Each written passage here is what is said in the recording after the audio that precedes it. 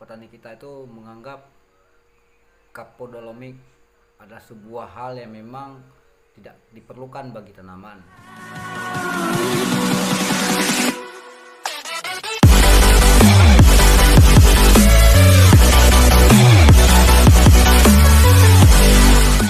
Assalamualaikum teman-teman, kita hari ini melakukan penebaran kapodolomik ya di lahan jahe yang akan kita tanam nantinya.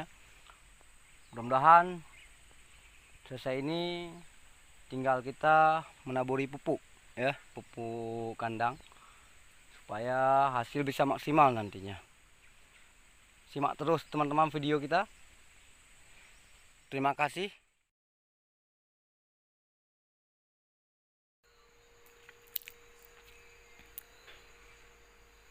Ini teman-teman, sebagian sudah kita taburi.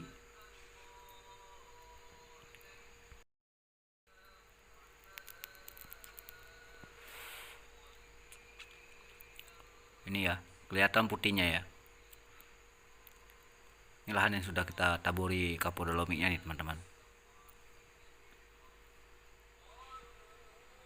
Cukup merata ya. Mudah-mudahan setelah kita taburkan ini ada hujan ya teman-teman, supaya lebih bagus untuk proses sendiri. Itu sahabat kita lagi menaburinya teman-teman. Dalam proses penanaman jahe, terutama apalagi jahe ya, gajah ya, itu sangat kita perlukan untuk menaburkan kapodolomik sebelum media tanah ataupun bibitnya itu kita tanam ke media tanah tersebut, dengan bertujuan apabila nantinya musim hujan ataupun lahan kita itu diguyur hujan berhari-hari, kadar asam yang terkandung dalam tanah itu mampu dinetralisirkan oleh tanah sendiri, karena fungsi daripada kapodolomik itu untuk menetralisir daripada kadar asam yang ada terkandung dalam unsur hara tanah ya teman-teman. Nah, sering kita petani kita itu menganggap kapodolomik adalah sebuah hal yang memang tidak diperlukan bagi tanaman. Sebenarnya iya, bagi tanaman itu nggak diperlukan, tapi tanaman itu memerlukan unsur hara yang terkandung dalam tanah itu sendiri sebagai penyerapan nutrisi ataupun ya penyebur tanaman itu sendiri. Maka terkadang banyak petani yang gagal dikarenakan unsur tanah, pH tanah ataupun ya kadar asam tanah itu yang berpengaruh terkait tentang tumbuhan itu sendiri. Namun teman-teman, sering petani kita itu meremehkan ataupun menganggap kapodolomik itu tidak diperlukan. Maka banyak petani-petani itu tidak menaburkan pupuk dolomik kepada tanaman-tanaman ataupun lahan-lahan yang ingin dia tanami tanaman-tanaman tersebut. Jadi ini kan proses awal pengolahan lahan. Apabila proses awal itu tidak kita pondasikan dengan yang kuat ataupun ya lahannya ini kan untuk tanaman bisa menjadi subur kan semua penyebab dari lahannya, dari aspek tanahnya ya, karena kita tidak memiliki lab ataupun laboratorium yang bisa mengukur suhu ataupun ya pH tanah itu sendiri. Maka kita sebagai petani kecil ini ada kala baiknya kita juga memberikan suplemen ataupun seperti bahan seperti ya sejenis kapodolomik untuk ya bisa dinetralisir daripada unsur hara yang ada dalam tanah seperti ya zat asam tadi ya. Namun fungsi untuk tanaman itu sendiri bagaimana? Nah, ibarat kita analoginya kita membangun sebuah rumah nih. Jadi sangat diperlukan yang namanya pondasi. Karena kenapa? Apabila pondasinya kokoh, yang berarti rumahnya juga akan kokoh ya. Jadi begitu juga dengan tanaman, apabila tanahnya itu bagus, secara otomatis ataupun secara asupan kebutuhan tanaman itu cukup. Artinya tanaman juga memiliki pertumbuhan yang subur ya, ataupun sesuai yang kita harapkan. Nah, kita berikhtiar, namun rezeki semua Allah yang telah mengatur.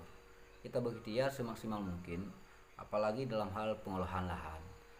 Terkadang petani buru-buru lahan baru dibajak, langsung hasil tanamnya ataupun bibitnya langsung ditanam ke media tanah. Artinya ini bagus juga ya, bukan nggak bagus.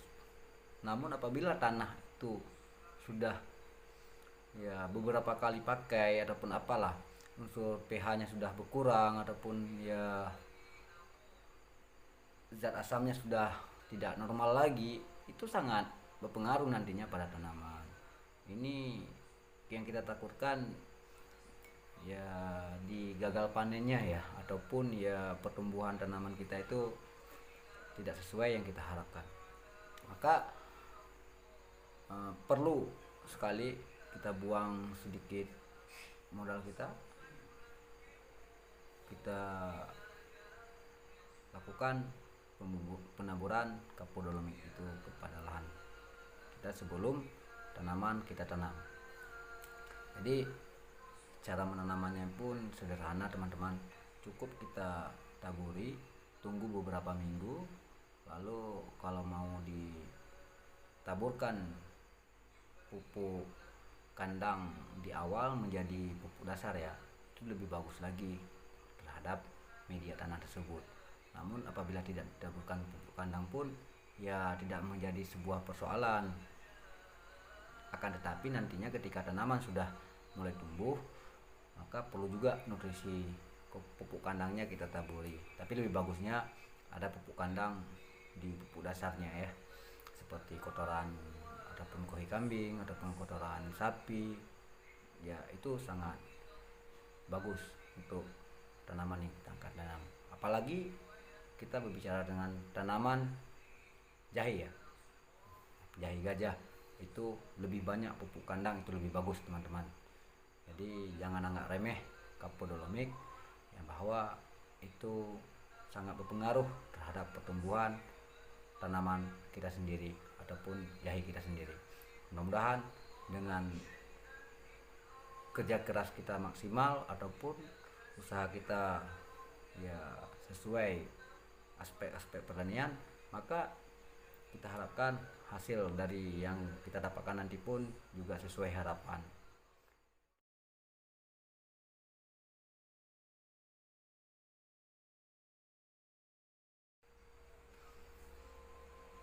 Dengan kita taburi kapur dolomit seperti ini pun, dengan pengelolaan lahan yang maksimal, penyakit-penyakit dalam yang menyerang tanaman jahe kita nanti pun ya mudah-mudahan bisa terhindar ya teman-teman. Karena yang kita harapkan kan dari penanaman jahe ini rimpang-rimpangnya itu bisa besar ya.